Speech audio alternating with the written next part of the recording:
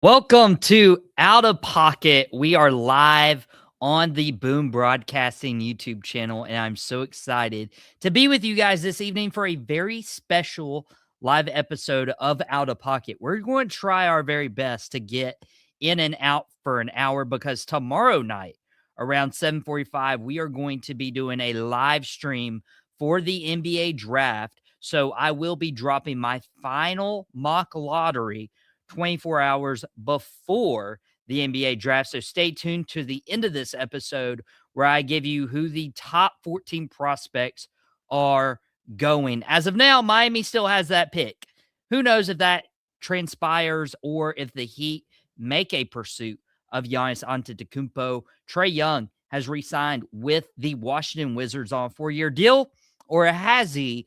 And we have a new head coach in Dallas for the Mavericks. And Aaron Schneider, the host of Gridiron Address and Hoops and Helmets, will be joining us a little later on to talk about his Wolverines losing their head coach. But for now, I have maybe this was a bad idea because he's a little obnoxious right now from his NBA team, the New York Knicks, winning the NBA Finals for the first time since 1973. He's the host of Three from Deep. That's been going 3 times a week during the playoffs. He's been doing a lot of great coverage for us. We got Mr. NY himself, Jason Colenso. And Jason, we have to get right into Giannis Antetokounmpo. You as a NBA aficionado with that 3 from Deep podcast has been following the Giannis drama, the sweepstakes for Giannis, but the price keeps going up even more so than it was at the trade deadline when a deal didn't come about. And the Milwaukee Bucks have a lot of the chips in their court. They obviously have a strong suitor in the Miami Heat, but there's other teams rumored, such as the Boston Celtics, potentially offering Jaylen Brown. We'll talk about that possibility here in a second. But Jason, on a scale of 1 to 100, what are the chances Giannis Antetokounmpo stays put for now in Milwaukee? That's going to be interesting. I would think, right now we're probably 25 out of 100.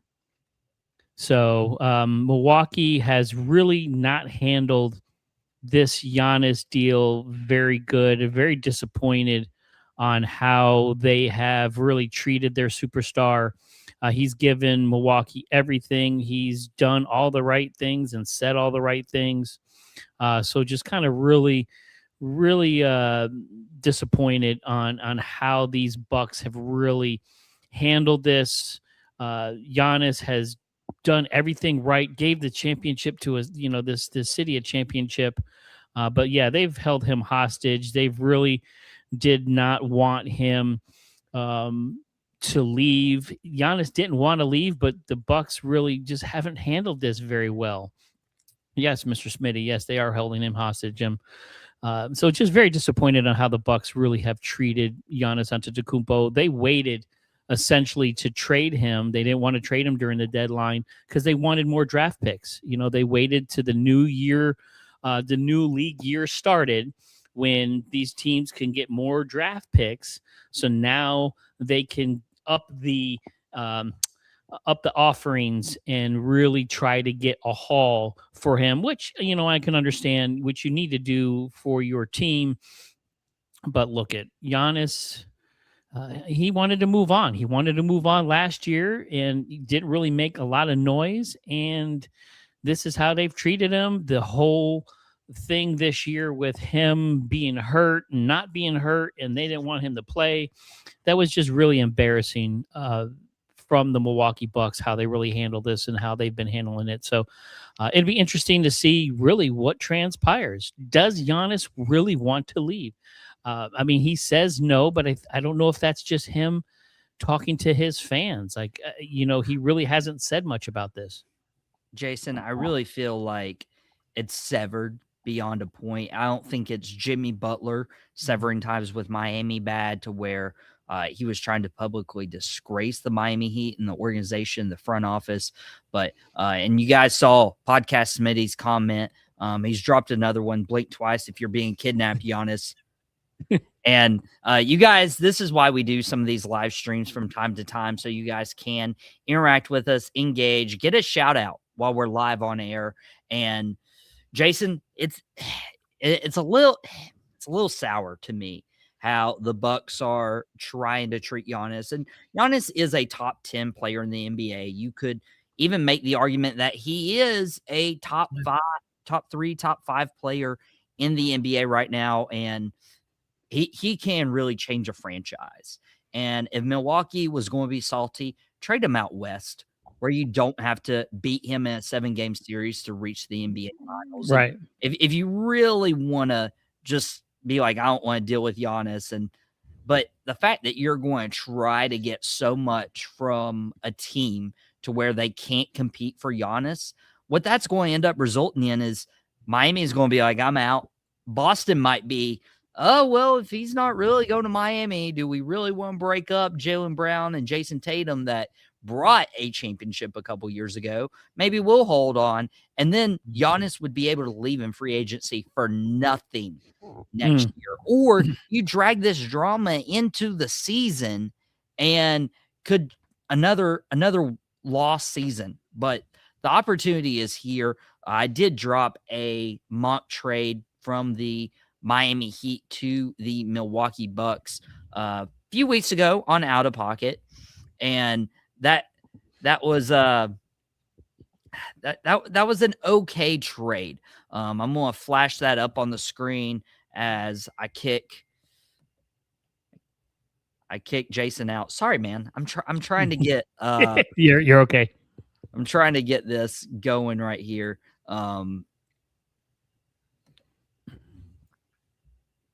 But here's the trade to where Miami would get Giannis, Milwaukee would get Tyler Hero, which is a done deal, Khalil Ware, which I'm not happy about giving up, Nikola Jovic, who I am very happy to give up, 26 first-round pick, which you'll see in my lottery is the worst year to trade away your first-round pick, as well as 2030, and then giving up some picks in 2032 that's protected, and 2033 second-round pick.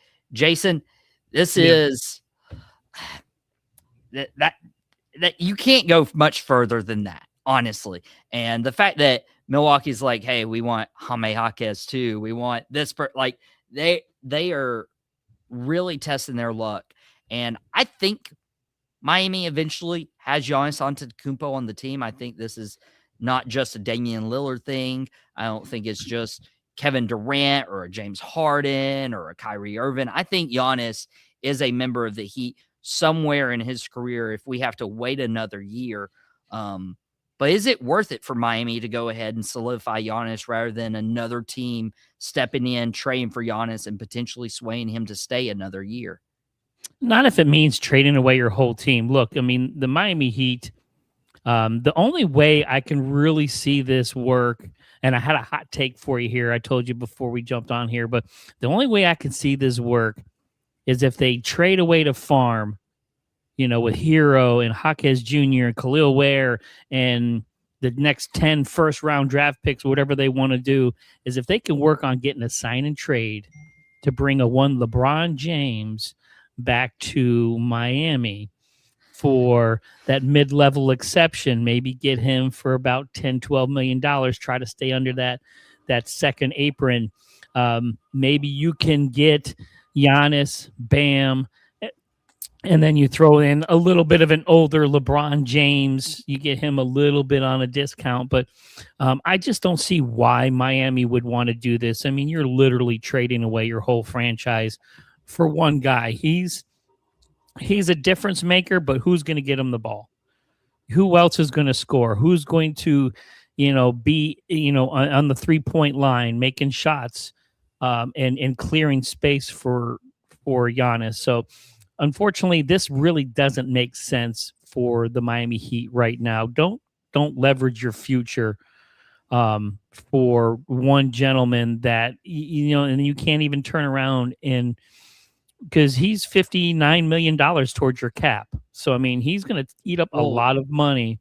I mean, somebody else who's going to eat up a lot of money is LeBron. Aaron, who will be joining us in a few moments, talk about the new head coach of the Dallas Mavericks, saying LeBron isn't going to go back to Miami. Chris Never know. DeLuca, our host of Dugout Debrief, off-season strong. Let's go, boys. 2032 picks beyond the table is insane. Yeah, 6 years out. Who knows if Giannis would even be a member of the Heat 6 years out? And that's a lot. I've heard a lot. I've heard a lot of people say, it's just getting Giannis there and then attracting new stars. LeBron would be quite the diva to pair up with Giannis. You could have LeBron at the point if you wanted to, Giannis, Bam, but that's like, okay, we're winning a chip this year. Like that is, we are going to put all our eggs in that basket. In the East, that seems to work out because, LeBron and Luka and Austin Reeves couldn't make it out of the West. Right. For the East, you're telling me that your New York Knicks made the NBA Finals. I'm trying to play nice. I'm trying to play nice. But I am very scared because if you are wanting an opportunity to send Giannis away to a contender, it's Boston or Miami. But if Boston is legitimately willing to give up Jaylen Brown in a deal, that's scary to me. And I almost I feel comfortable if Miami wants to wait a year and keep all your assets. If you 100% know Giannis is going to be there next year, keep this 13th overall pick that I'll mock later on this episode. That's a good pick. That's a good pick. But if Jaylen Brown is available, Milwaukee kind of has to take him in order to try to build a team around him. And who knows what other capital they'll get. Jason, if you had to guess right now, Boston, Miami, Milwaukee, or a third team, what are you saying? I think it's Boston or bust right now for all parties involved. For Giannis to get out of Milwaukee, which he wants to do, go to a contender right out the gate. So you're going to go play with Peyton Pritchard. You're going to go play with Jason Tatum. You're going to go play with Derek White. So, I mean, you have a team around you. If he goes to Miami, you've got a bare cupboard. You're not going to contend in the East. The East is a beast right now. No, it's not. No, yes, it's not. It That's is. a hot take. That is. That's out listen, of pocket. That's out of pocket. In the last 8 years, 4 of the champions have been out of the East. So don't tell me the West is where it's at. I mean, the West is tough, yes, but you know what? So is the East. The Indiana Pacers are going to be back next year. The New York Knicks have everybody on alert. They're going to run their team back. They're going to have a lot of those key players back, and they showed how to win a championship, which is depth. And if Miami trades everybody away, what depth do they have? They are essentially scrapping next year, and you're going to play Giannis, and you're going to be lucky if you're going to be a 7th or an 8th seed.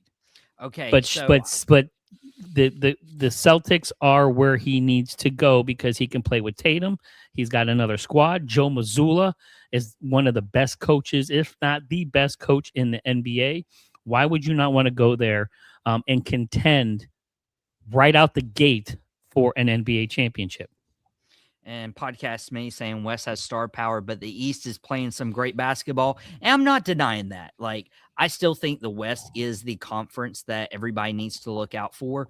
But one thing is, you get Giannis, you have Bam if you're not trading away Bam.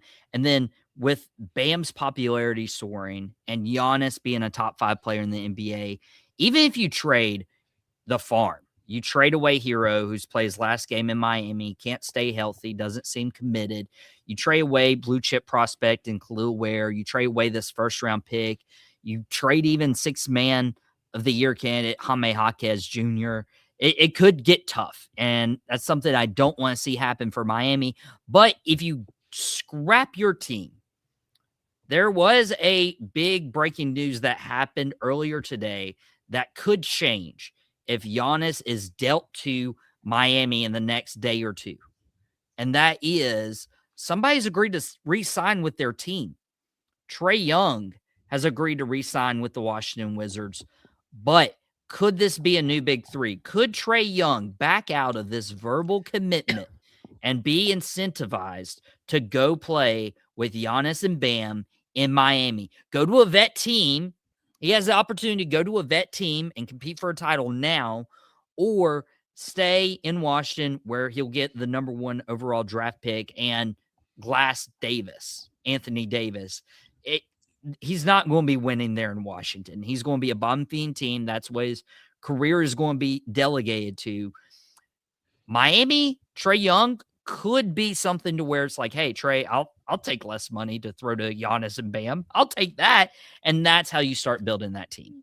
Well, he's not going to. So someone called the Secret Service because there's some crime going down in Washington, D.C., because Trae Young just stole $212 million from the Washington Wizards. I mean, that is a 4-year contract. He's essentially making $50+ million a year. You're not going to be able to have Trae Young and Giannis Antetokounmpo on the same squad. So nobody else is going to give Trae Young that kind of money. He had to essentially and will stay in Washington. I don't think he backs out of that because I don't think he's going to have to take a massive pay cut if he wants to go play in Miami with Giannis. You guys have a better chance of maybe stealing away Kyrie Irving. I don't know if he goes back to the Mavericks. So, I mean, you can kind of get him probably on the cheap, especially coming off that injury. But Trae Young, it was stupid for him not to take this 4-year deal. I mean, what a massive amount of money for a guy that played 15 games last year. He's only played 81 games once in his career. So, I mean, he is injury prone. His ability is not availability. So nobody else is going to give him that kind of money. It'd be crazy for him not to take the bag. And he took the bag. And he's going to Washington, D.C., and he's going to stay there. He's going to play with Mr. Glass, Anthony Davis. They're going to get some draft picks. They got a pretty young squad there. So, I mean, they have a chance if he can stay healthy. But, no, he's not going to go anywhere else. And Miami's not going to be able to afford that much money, especially with what is wrapped up in Giannis Antetokounmpo. Because you got to remember, you got to sign Giannis Antetokounmpo. You can trade for him. And he's got a $62 million player option next year. But you don't want to rent him and give away the farm and just rent him for a year. So you need to sign him and get a deal. He's going to make $50-60 million a year for the next 3 to 5 years. You're not going to be able to get a high level player to play with him. And I don't see Giannis taking half that money just to bring in some more players. So this is going to be interesting. But Trae Young, what a heck of a deal. Your agent, give him a big bonus because he just got you a big bag there in Washington, D.C. And Chris, coming up in the comments, Washington Wizards managing to be one of the most forgotten franchises in sports, despite being in a major market and in the NBA. Honestly, that is a feat of itself. And I want to address Aaron's comment real quick saying, I don't want Trae Young on the Heat. So I will say Trae Young is a good facilitator. Trae Young can hit a 3. Trae Young can hit a mid-range jumper. Trae Young is not a number 1 option in the NBA, and that's where Atlanta got it wrong. They weren't surrounding him with talent, and he was honestly not. They made the playoffs this year. How do they not surround him with talent? They got better the Knicks, after the they're trade. The only ones that beat the Knicks twice in the playoffs this year. So how did the Atlanta Hawks not have talent? Trae Young is the problem. They got better after the trade just because Trae Young was the number 1 option. Okay, Trae Young goes to Washington where he'll be the number 1 option. Okay, unless this number 1 overall pick becomes the number 1 scoring option, which could very well be in play. But Trae Young on a defensive-minded team with Eric Spoelstra and that Heat culture pushing him, he's got to improve on his defense. But in terms of facilitating, getting Giannis the ball and getting Bam the ball, could bode very well. Podcast me covering a lot of our WNBA Washington Mystics over the Washington Wizards. But we also have my father, Mac, happy Father's Day, live on air, giving you a shout out, saying Mavericks. I don't know if he wants Giannis to go to the Mavericks. I don't know if he wants Trae Young to go to the Mavericks. But you know who is going to the Mavericks is Dustin May. Dustin May is a Dallas Mav now, and it's getting hot, in Dallas. And I'm sure Dad has thoughts about Dustin May leaving Michigan for the Mavs. But you know who else has thoughts? Our own Aaron Schneider. Aaron, it is official. Dustin May is leaving the Michigan Wolverines, and is now a Dallas Maverick head coach, replacing Jason Kidd. And I want to know your initial reaction as a Michigan Wolverines fan to this news this afternoon. Well, y'all can hear me, right? I'm good. Yeah, you sound a little weird. I sound weird. You sound weird. You sound like very deep, or like in a cave. the heavens above have opened up. Better. Oh my Better. goodness! I was worried. What did you eat? What did you drink? I mean, that did not sound good on your throat, man. But good job. I love the voice impression. But yeah, I wouldn't necessarily say I'm a Michigan fan, but I've followed them fairly closely for the last few years. My initial reaction was, man, Michigan got screwed. This is so late in the off season. I really, really hope he was talking to his players and his coaching staff like, hey, I'm in this interview process. I might be leaving. Because if he didn't, then it's a great opportunity. He's coaching Cooper Flagg in the NBA. Super excited for him, but this is just not good. I don't like it when coaches can just leave at the drop of the hat and nobody bats an eye. A guy transfers more than 2 schools and he is constantly getting flack in the media. I think we need to balance it out a little bit. If you're going to give flack to these players who transfer to a couple schools, give flack to these coaches who leave schools at the drop of a hat and screw over the program. Yeah. And shout out to Chris, Dustin May. I was thinking of Dugout Debrief a little bit too much. It is Dusty May, who is the head coach of the Wolverines. And that's a good point, because especially when you see coaches make changes after they've already been recruiting for the last 12 months, and Michigan's done a really good job of recruiting talent there. And now this leaves those players who are in the summer like, okay, what am I doing? I'm kind of, at least I don't sound like Manly Dipper from Gravity Falls. But love it. I found out what happened with that. I have a little thing set up as voice changers and it got turned on. Oh, so, yeah. Man. It's all good. Where was that during our live draft special a couple months ago for the NFL draft? We'll pull that out again. I had just moved and didn't have time to get my stuff set up. So Aaron, what do you feel like this is going to do for those Michigan players? Do you think we're going to see a lot of late decommits because of the big head coaching change? And who even steps up for the Wolverines? I'd like to think that not too many players are going to be leaving, but you got to think a lot of those guys went there to play for Dusty May. But I feel like Elliot Cadeau is probably going to stay put. A couple of the older players, but I feel like some of the young guys are probably going to hit the portal because, I don't know, I think the older guys are going to be maybe less of a market for them, but who knows? College basketball is just weird right now, man. I don't think we'll see too much because a lot of spots are already taken. Yeah. It's going to be very interesting to see how this plays out for Michigan. Jason, from the NBA standpoint, going to Dallas, do you think this is an upgrade over Jason Kidd and what he was able to do with the Mavs? Dusty May is going to the Mavs with Cooper Flagg. As of now, they have a lottery pick that they can also take. Do you think this is a good move for May to go to the pros? When you look, it's a great move for him, which again, Aaron, I got to message you a little bit, but I don't agree with this transfer portal and kids going everywhere and anywhere they want. They're not really playing for coaches that much anymore. I mean, there's only a few coaches that are like those NBA ready coaches. Everybody else, it's a free for all. It's the wild, wild west here in college basketball. They can go wherever they want, do whatever they want. As a as a college coach to go coach in the NBA, why would you not? You're further in your career.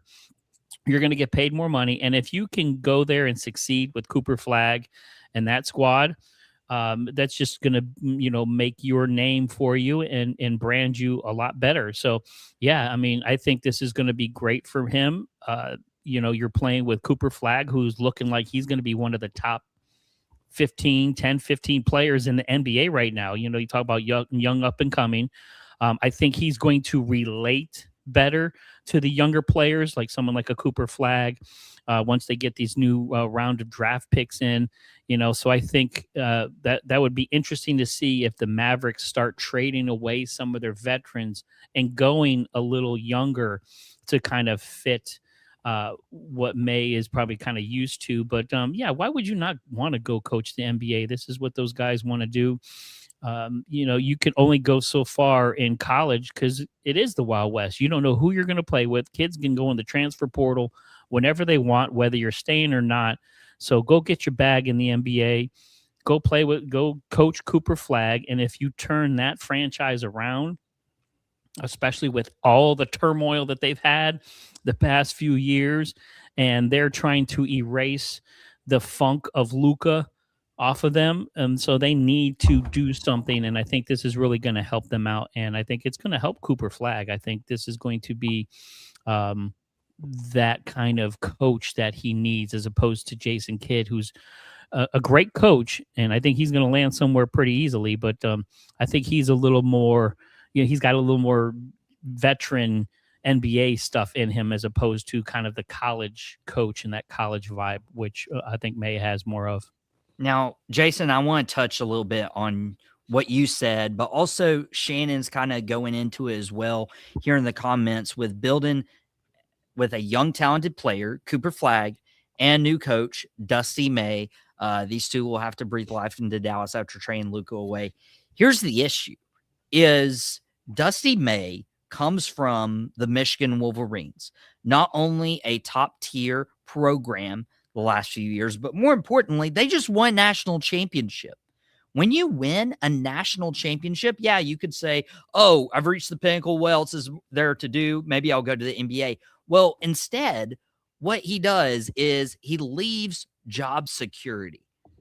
The Dallas Mavericks, as an organization, lost Luka Doncic in one of the dumbest trades, and they cleaned house. Nico's gone. Jason Kidd's gone. Anthony Davis is gone, which was the prize of that trade. It's all gone.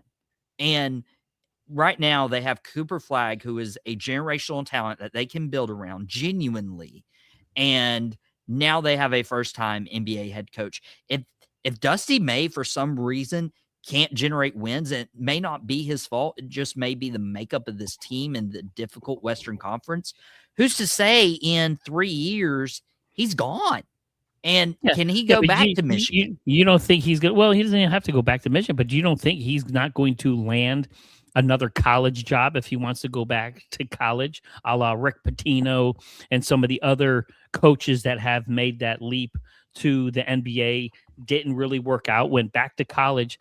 Because even these college coaches, there's not a lot of college coaches out there that are lifers for their school. I mean, there's very few of them left. Coach K? Mike Krzyzewski, well, he's gone. He's not there no more. Jon Scheyer now. Jon Scheyer Michael, now. you remember who ended Coach K's college career? Okay, Aaron, you're about to have shots, your boom shots career fired. Right shots there, fired. Okay, we don't talk bad about the Blue Devils here.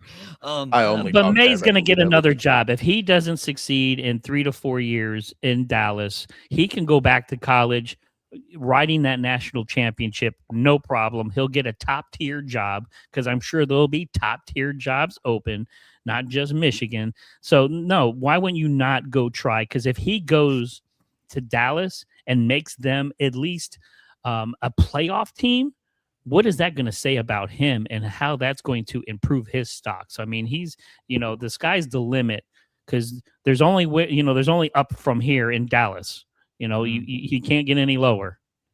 I mean, you really can't after trading away the heartbeat of that team in Luka Doncic. But they are trying to rebuild with Cooper Flag. You guys can be able to stay and tune in to Jason's 3 from Deep as he covers the NBA. And I know there's going to be a lot of off-season moves. And then Aaron with the Gridiron Address, hopefully coming back here soon as we gear up for football. These are, booms in a boom period. We actually, before I let you guys go and cover my NBA mock lottery, my final one before tomorrow's NBA draft, I did want to update you guys. We are doing a live NBA draft special tomorrow night because of how much fun we had with Aaron hosting the Gridiron Address, Hoops and Helmets, NBA or NFL Draft Live special a couple months ago. We had a blast, and so we're running it back with the NBA drafts round 1 tomorrow, and we're going to be covering on these picks. But also, a week from Wednesday is Boom's 2-year anniversary. We're starting year 3. And we have some big news coming tomorrow on our live stream. On our live NBA draft coverage, we are going to be dropping some major news. What's in store for Boom in year 3? You will not want to miss it. Aaron, send us into our mock draft as you hype us up for what's to come for year 3. Stay tuned for an exciting announcement tomorrow night on the Draft Watch. Gridiron Address will be back. It's not season number anymore, so it's a little trickier to do. I'll get back to it and looking forward to what year 3 of Boom has in store.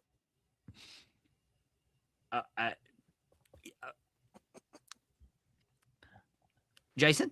I had a few nights in college where everything sounded like that before. So, dude, I'm super excited. I'm excited for everything Boom is doing right now.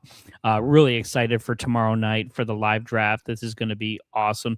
This is going to be a huge draft for the NBA, and that's why they implied or implemented all these anti-tanking rules. Is this is going to be one of the deepest and probably one of the best drafts the NBA has had in a very long time as far as depth and the type of players, and you're going to see some movement. You're going to probably see some more trades. So there's a lot more going on here behind the scenes, not just Giannis, but I think you're going to see a lot of moves and a lot of excitement tomorrow night. So this is going to be pretty cool to be live doing it here on the Boom Broadcasting Network, where we're going to bring it to you here as it's happening. So guys, get your popcorn ready because it is about to pop off. It is about to pop off, and Jason will be joining me live tomorrow. I appreciate you hopping on around 7:45 tomorrow for the NBA live draft. And Aaron, we'll make you proud with the live special. I know y'all do it. I think whoever you got hosting is probably going to do a better job than I did with it last year. Well, I it's was me fighting for my life so hosting that. Oh yeah, you got it. I don't know if I You got got it, it. but we got a fun time here live on the Boom Broadcasting YouTube channel, so you'll want to subscribe. Thank you, Jason. Thank you, Aaron, as they all have shows for us. But right now, we have our NBA mock draft lottery, and my father, Mac, in the comments before we get into the mock lottery portal and NIL has decreased the prestige of NCAA basketball coach positions, as we just got finished talking about Dusty May going from the Michigan Wolverines to the Dallas Mavericks. And there may actually be a reason why he decided to make that move this year as opposed to a year from now after winning the national championship for Michigan. And it is hard. It is really, really hard if you do not have your pulse on the NIL deals, on the portal, transfers. You really have to create a culture where people are gravitated towards you and don't want to leave. And that's hurting a lot of our smaller schools, but it is giving some of our bigger schools the opportunity to get some of the best college prospects in the world. But yeah, there is a lot of loyalty that has been lost in college hoops. First, it was the one and done, and now we're actually starting to see some players stay more than 1 year in basketball, but it's not the same. Now, I wanted to flash up real quick, and you'll see you'll see my mock lottery from the last time we were here. You'll see that here on the screen when we were talking about it. As you can see, we talked about the NBA draft order being set. My first mock lottery and the Wizards moving out of the number 1 spot. This was how the first mock draft ended up for myself on Outta Pocket, exclusively on Boom Broadcasting. And we might be having something similar here. Or there may be some trades and there may be some moves. I've tried to keep my pulse on what's happening around the NBA. And with the potential of the Heat trading for Giannis, there's some movement there. Does Dusty May coming to Dallas change their draft strategy?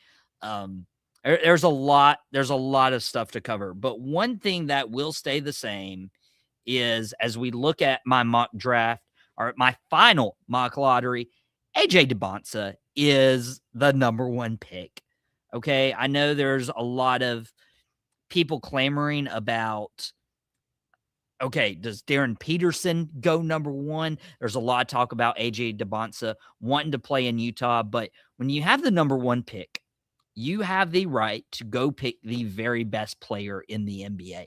You know why? Because in 5 years, people are going to remember the guy you did not pick and the guy you picked above him. Now, we have a loaded draft class where, in all honesty, all of these lottery picks can be all-stars, a few can be Hall of Famers, a few can really transcend a franchise, and there's nobody better right now than AJ DeBonsa. What he did at BYU, surrounded by nothing, is something that Darren Peterson didn't do, something that Cameron Boozer didn't do, or Caleb Wilson, or Darius Acup. Like, these other guys went to top-tier schools and thrived and showed off and their talent, their excellence. AJ DeBonsa went to BYU. When has BYU ever been known as a basketball school? And he racked up the stats, and he showed all that he can do on a really not great team, but elevated them to get to March Madness. Washington would be so dumb to pass up on AJ DeBonsa. They really would. This would be the biggest surprise, especially if you're going to go after Darren Peterson. As much as AJ DeBonsa would want to be in Utah, and as much as Darren Peterson would love to be the number 1 overall pick, it's just not happening. And Chris loves seeing the Big 12 representing a top pick. Very, I mean, this should be SEC, right? This should be the Big 10. This should be the ACC, but no, it's AJ DeBonsa right there with the number 1 overall pick. And so after AJ, this is where it gets interesting. There's where a lot of people are differing on who goes number 2 to the Utah Jazz. Is it Darren Peterson, who skipped out on meeting and declined to work out with the Utah Jazz? It is actually not. I got Cameron Boozer. Going number 2 to the Utah Jazz. Now, previously, I actually had Caleb Wilson going to the Jazz at 2, and that's probably the highest I've seen him go anywhere. But Cameron Boozer is, I think, the pick here. There are Boozer connections in Utah, and Cameron Boozer is professional. He's consistent. He comes from a NBA legend in Carlos Boozer.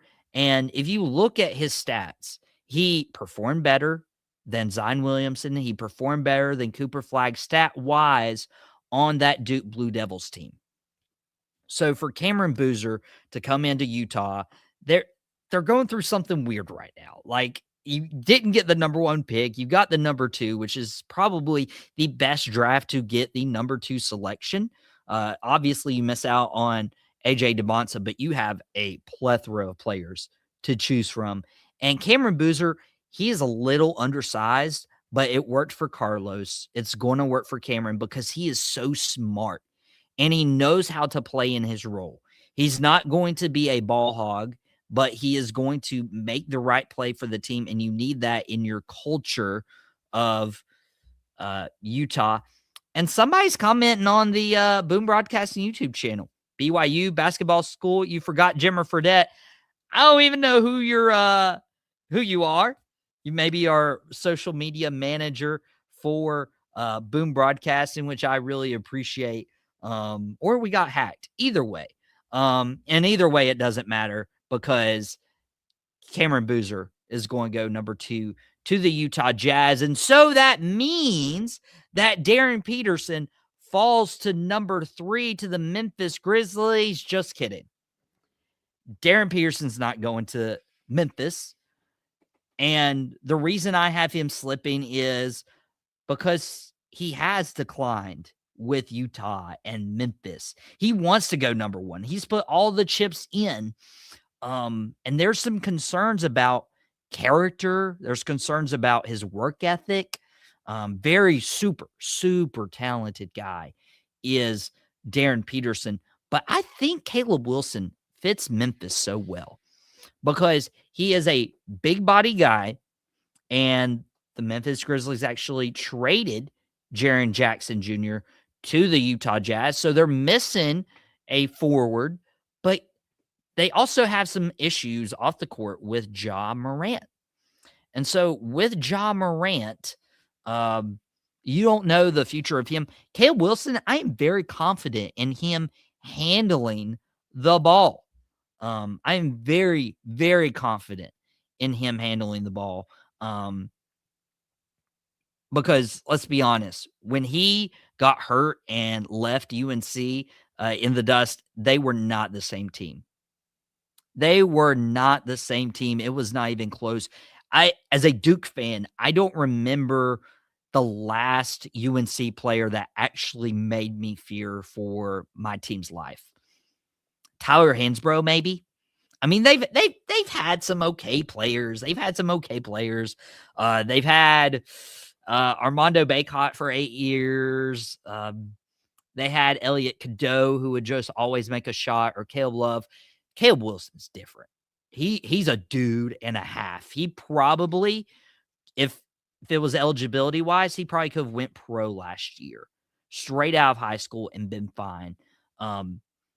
He is a guy I really wish wore a Duke uniform. He didn't. He wore a UNC, and he made Duke pay for it as long as he was on the court. He single-handedly willed his team back so many different times.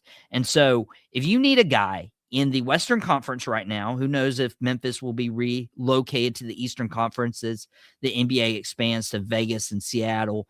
But if you need a guy who can will your team to victory, it's going to be Caleb Wilson. It's going to be Caleb Wilson. And my dad's sharing that Boozer is the safest pick in the entire draft. And at number 2, that's what you need to do. You need to do that at number 2 if you're Utah. And I know there's Kyle Filipowski. I know there's Jaren Jackson Jr. The team might be moving off Walker Kessler, which we'll talk about here later on during this final mock lottery. But Boozer would be a great pick for Utah. And if Boozer, for some reason, falls to 3, Memphis grabs him. I do not see Boozer going to play for his dad's former team in the Chicago Bulls. And Jason was the one managing our social media. We appreciate you. We only appreciate the Knicks and 5. And I don't know why these college boys hate Utah. Ace Bailey and now Darren Peterson. Why? Now, this is very interesting because Ace Bailey was causing a ruckus last year and Utah still took him. You don't want 2 of your top first-round picks to hate playing for Utah because they're going to leave. And Utah, I mean, yeah, Ace Bailey was the pick last year. There was a talent discrepancy at that point. There's not a talent discrepancy at number 2 for Utah. So you have to take everything into account. And again, Boozer, like Max said, was the safest pick at number 2. And come in at number 4, Darren Peterson finally comes off the board, except for this guy. It was recently said that Darius Acuff is the best player that John Calipari has ever coached?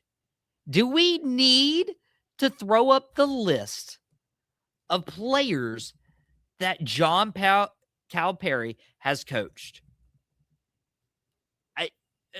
Do you need it? Because we have Derrick Rose, we have John Wall, we have Devin Booker, we have Tyrese Maxey, we have Jamal Murray, we have De'Aaron Fox, we have Anthony Davis, we have Bam Adebayo, we have DeMarcus Cousins, we have Julius Randle, we have Tyler Hero, we have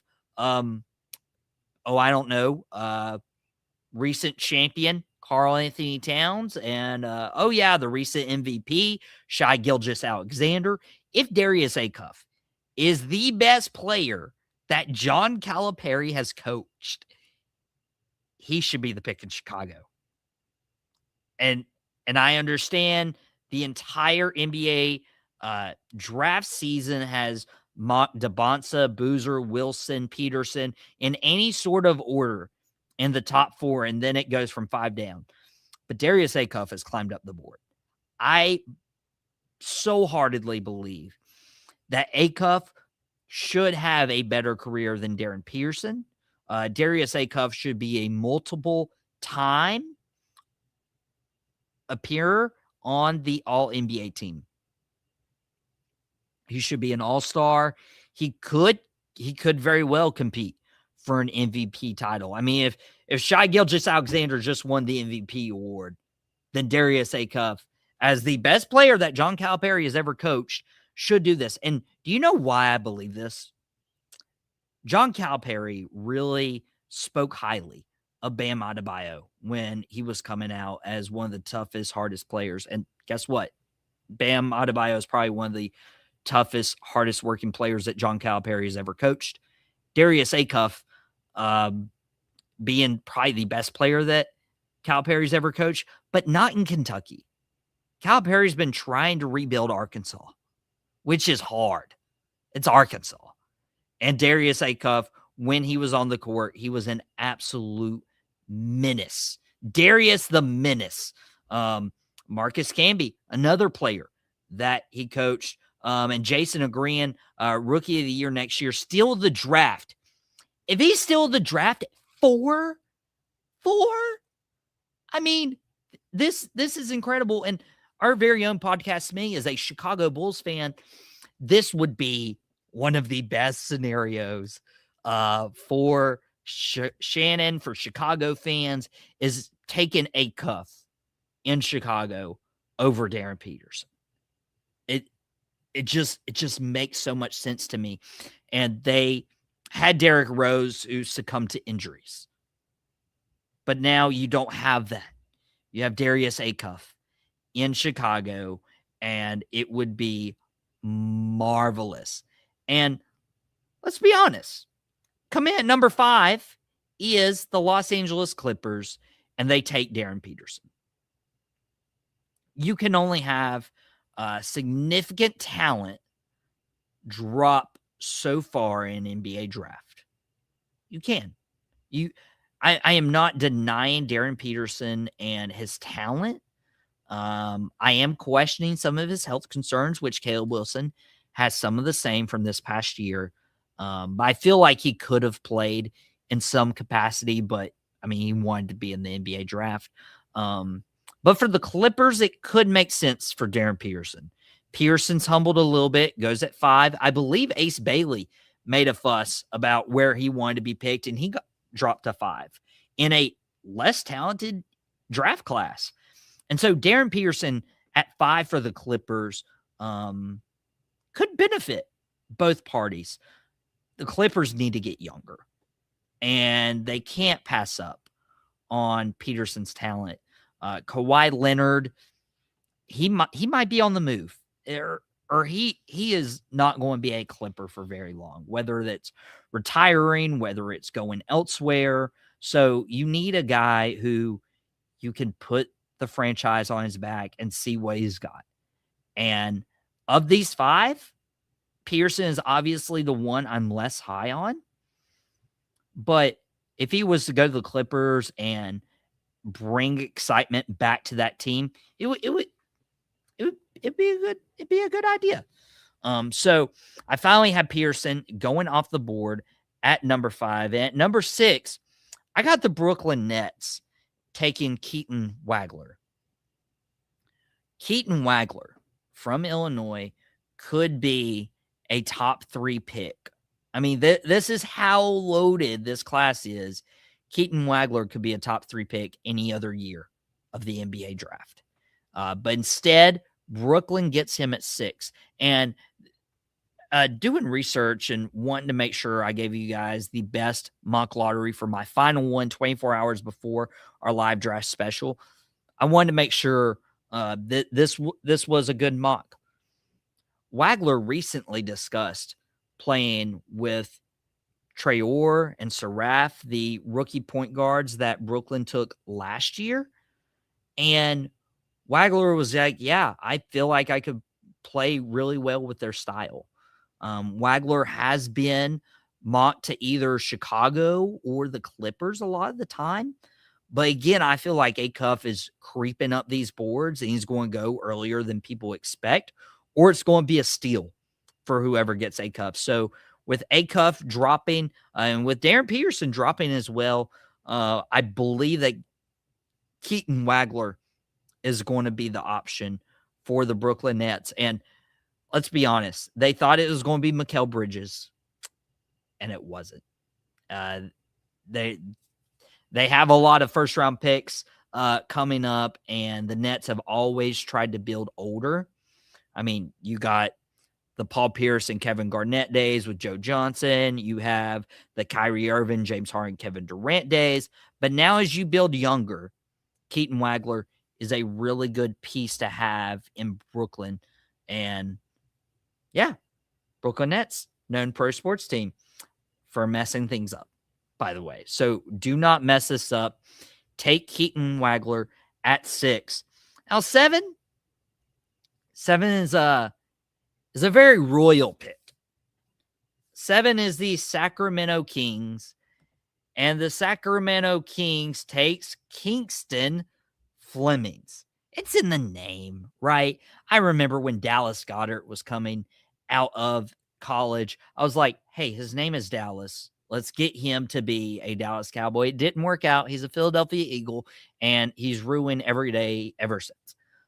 We had Aitman Chambers on the NFL Draft Live special, and for some reason, his name is Aitman, and he's a Washington fan. It doesn't make sense. But what does make sense is Kingston Flemings being a Sacramento King.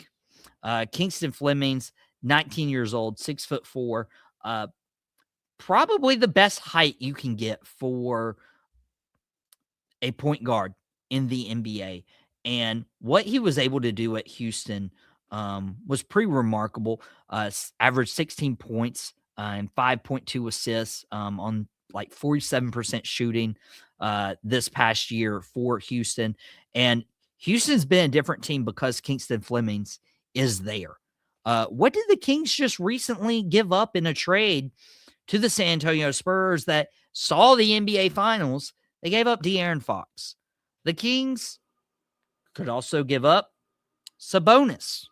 The Kings have given up so many very talented players that they just need to start building somebody young. And I think Kingston Flemings fits what the Kings can do. And they also need to get younger at guard, which is why I thought Clippers should have gotten Darren Peterson and the Kings getting Kingston Flemings. You can't rely on DeMar DeRozan at this point in his career. You can't rely on guys like that. You know, the Russell Westbrook time's over. Like it's time to invest youth. And yeah, bring in a veteran who can help Flemings adjust to the NBA speed in the NBA game. But Kingston is going to be a king tomorrow night, and that is where you need to go. Coming in at number 8 to the Atlanta Hawks. We just talked about Trae Young being traded to the Washington Wizards. Not even a first-round pick. Come on, guys. And Trae Young likely re-signing with Washington. He's verbally committed. We don't know anything official yet. Nothing's official right now. But the Atlanta Hawks have the opportunity because they did get better after Trae Young was traded away. And they have a chance to continue adding to the young core surrounded by Jalen Johnson, Dyson Daniels. And here's where I get Braden Burries. Braden Burries could be that guy who replaces Trae Young and probably fits the Hawks better. He probably fits the Hawks better. 16 points a game, 2.4 assists, 49% shooting.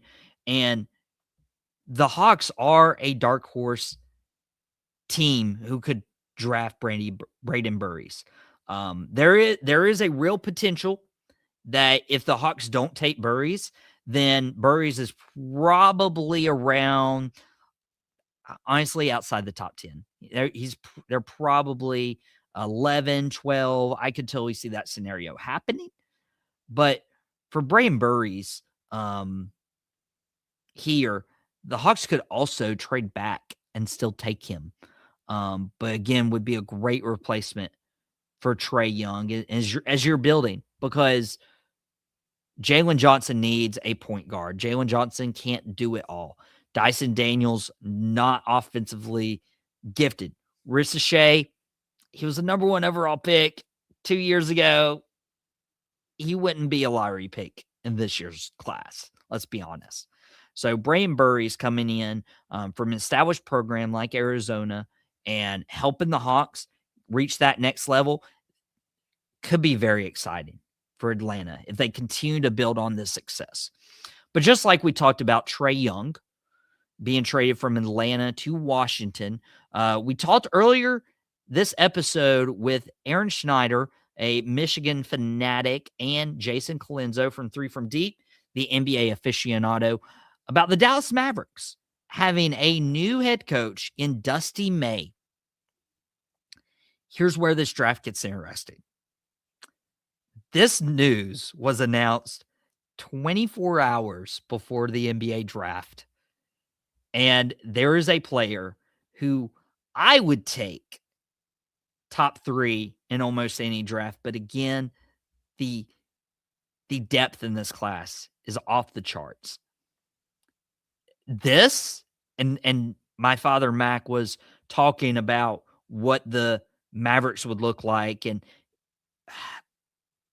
if they select this guy, the Mavs have serious potential to make the NBA playoffs next year.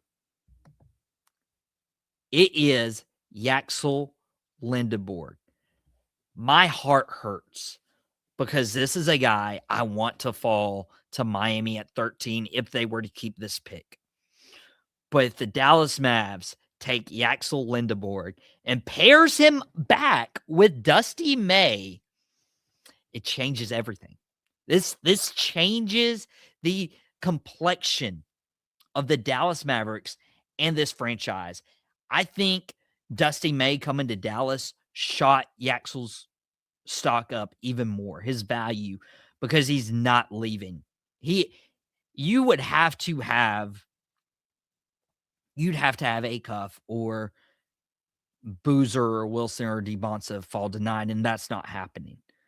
Because honestly, Yaxel might be better than Keaton, Kingston, and Braden, but Yaxel has been mocked late lottery, and he finds his home in Dallas and reunites with Dusty May and pairs up with Cooper Flagg. Can you imagine? You have Lindeborg and Flagg playing together. These are 2 alpha male dudes who were great in college, and Flagg showed he can play at the NBA level, and Lindeborg comes into a team where he doesn't have to be the number 1 option. You still have Kyrie when he decides he wants to play basketball that day, and you have a couple pieces to where you're like, okay, if Flagg's not hot, let's try Lindeborg. Or if Flagg's getting double teamed, there's Lindeborg. I love this pick for Dallas. I love it. But again, we talked about Trae Young to Washington, what the Hawks would do to replace him. The Dallas Mavericks getting Dusty May, how that impacts. And I believe they do take a Michigan Wolverine. This is probably why May decided to go to Dallas now. He sees the 9th overall pick. He sees some of his great players leaving college from his championship team, and he sees Yaxel mocked late lottery. It's almost a done deal that they would reunite. But we also talked about Giannis and would he remain with the Bucks? Would a trade be finalized to Boston or Miami or somewhere else? But they have the 10th overall pick. Depending on what happens, they'll likely have another first-round pick this year. And with losing Giannis, you instantly lose out on competing for a championship next year or the year after, or maybe even the year after. That's why you're trying to get blue chip prospects. You're trying to get draft picks so you can start rebuilding for life after Giannis. And there is a player who has fallen down this board because of injury who would be a great pick because you can redshirt him if you need to. You don't want to rush him back. You might even get a better draft pick because of it. And that is Mikel Brown Jr. Mikel Brown, you lose Giannis, right? You lose Giannis. And Mikel Brown, I don't think is going to be a top 3 player in the NBA, nor should he be. I just don't see that happening, or else he'd be going higher. But again, injuries have moved him down to the board at 10. And with the Bucks likely not competing next year, you take the best player available. You see if Brown will stay healthy, and if he does, then it's a steal. It's a steal because let's just say the Miami trade happens, right? If the Miami trade happens, you have Tyler Hero, shooting guard. You have Jaime Jaquez potentially as a small forward. You have Khalil Ware as a power forward or center. And then you have Mikel Brown as your point guard. That's a pretty good lineup. I mean, you basically have Miami light up in Milwaukee, freezing up there in Wisconsin in December, while Miami, it's like 80 degrees. But you don't have to rush Mikel Brown to play before he's ready, but you have a top 5 talent at number 10, and you're very thankful that Flemings and Burries went up the board and Dusty May became the coach of the Mavs for them to take Yaxel Lindeborg, because Mikel Brown at 10 is a really good situation for the Milwaukee Bucks, to where if they didn't get that lottery pick with the Miami Heat, or the OKC Thunder tried grabbing Giannis away and they wanted to ship him off to the Western Conference, you get your pick in the lottery with Mikel Brown Jr. from Louisville. But Golden State come in at number 11. They're in a weird transition right now between holding on to the golden years, no pun intended, with Steph Curry, Draymond Green. They've already parted ways from Klay Thompson. Jimmy Butler's still there for now, who will be recovering from a significant lower leg injury. But you have the Golden State Warriors, who need to get young. And they need to move off Draymond Green. And I think this pick right here helps with that. Morez Johnson. This is a guy who, not to quote Chris Collinsworth, this is a guy who has shot up my board, because I was on the fence about him and Ade Mara from Michigan. Both were teammates. And, if Yaxel Lindeborg isn't there for Dallas, Morez Johnson probably shot up all the way to 9, because I really think Dusty May is wanting one of his Wolverines to help him transition to the NBA. And if it's not Lindeborg, it will be Johnson. But Morez Johnson is the reason Golden State can finally move off Draymond and not have any backlash, because Draymond's a hothead. Morez is not. He's got a high motor. He's moving up the boards because he can crash the boards. I believe his body style and his conditioning is really made for the NBA a little bit more than his teammate Mara.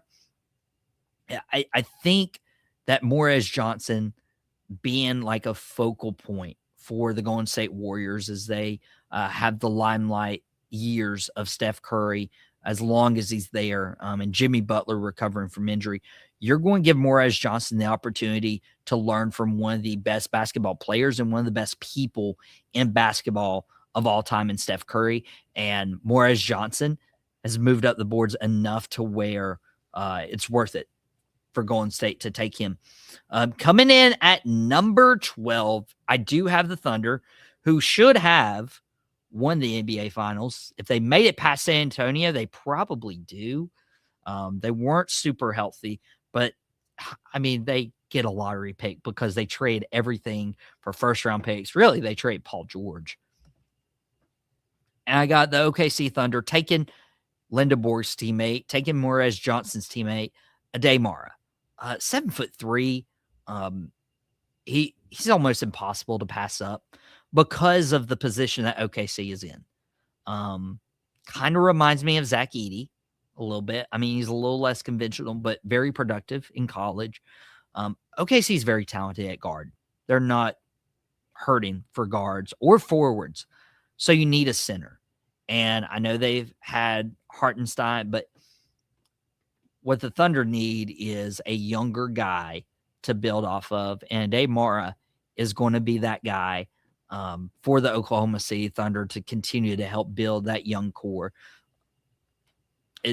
It's got to be the move there. Coming at number 13 is my team, the Miami Heat. I tried not being super biased with this, especially since this pick is likely Milwaukee's if things work out in the Heat trade for Giannis Antetokounmpo, which we talked about at the top of the show today. The Miami Heat at 13 still have it from my previous mock. They have the opportunity to take LeBaron Philon Jr. This guy is widely projected to go to the Miami Heat if they keep this. If they keep this pick, he's coming from Alabama to South Beach. He's an ideal fit for Heat culture. He's a 3-level scorer, and if the Heat cannot take Yaxel Lindeborg, I want Philon. I want Philon more than Brown, more than Mara, more than Johnson, and I'm really liking Johnson. Lindeborg is probably the one guy in that 6 to 10 range, 6 to 13 range that I would take over Philon for Miami specifically because of what they need, right? So you have two different situations, right? If you keep the pick, but you trade Hero, whether that is in a deal to acquire Giannis or a backup deal. I believe Hero's played his last game for the Miami Heat. Hero was that scorer, and Philon being a 3-level scorer kind of replaces him. And if you do get Giannis next offseason or in the trade deadline, then you have a guy that can pass Giannis the ball. You have a guy that can score on the outside. And that's what this team needs right now is they need somebody who can either distribute or they need somebody who can score off the wing, and Philon can fit both pretty well. So I do believe that if he is on the board and Miami is serious about keeping him, that is the pick. And could also be like, hey, like you get Hero or you get Philon. You don't get both. And hopefully they would take Hero over Philon. But coming at 14, I know I was high on Ade Mara. I had him go up to 12 for the Thunder. And Morez Johnson, another Michigan guy. I know Aaron's watching this, loving his Wolverines coming off the board, 3 in the lottery. Where will the Hornets do? This is a tricky one because they do need a big man. They are in talks of potentially getting big man, Sabonis. Sabonis is being talked about from the Kings. Walker Kessler is being talked about from the Jazz. And the Jazz obviously taking Cameron Boozer. Not really a center body, but they do have a lot of big men as opposed to smaller guys and wings. What could this draft look like? So much like the Bucks with best player available, honestly, much like the Thunder with best player available, I think the Hornets are in position where they can take the best player available because of their young core, because of LaMelo, Concanipple, Brandon Miller, Miles Bridges. They can afford to do this. So at 14, closing out the lottery, you got the Charlotte Hornets taking Nate Ament from Tennessee. And I actually had him in my previous mock going to Milwaukee, but because Mikael Brown drops, because Yaxel Lindeborg goes to Dallas, because of some other movement, Nate Ament would be the best player available, I believe, at number 14. Now, he would likely play the power forward position, so you would be able to try to facilitate a trade surrounding Miles Bridges as the key piece to try to get your center, or you would probably even trade Nate Ament to a team wanting an extra lottery pick, not Milwaukee. Charlotte's not getting Giannis. But this would fit really well with Nate Ament going to Charlotte for now. And I think what's also hurt his stock a little bit is he's declined visits with multiple teams that could honestly drop him completely out of the lottery. So this is the best case scenario for the Charlotte Hornets. Best case scenario for Nate Ament to go at 14. There you have it. That is my NBA mock draft lottery. All 14 picks. That's the final one before tomorrow. When we have our NBA draft live special with big breaking news in regards to Boom Broadcasting and its future going into year 3, that will be on July 1st, a week from Wednesday. We are 9 days away, and the announcement will come tomorrow while we are live for the NBA draft. I can't wait for you guys to be a part of it. Thank you, Aaron. Thank you, Jason, for hopping on talking basketball with me. Thank you guys so much for watching. Hit that subscribe button so you don't miss that big breaking news in regards to Boom Broadcasting. And guys, drop your lottery picks in the comments below, especially if you're watching from a pre-recorded standpoint. Thank you all so much. And this has not been out of pocket. I'm never out of pocket. Aaron, Jason, they're out of pocket. Me, it's never. But this has been out of pocket with Michael Davis on Boom Broadcasting. Appreciate you all. And we will see you back here tomorrow, 7:45, for the NBA Draft Live Round 1 coverage. We'll see you then.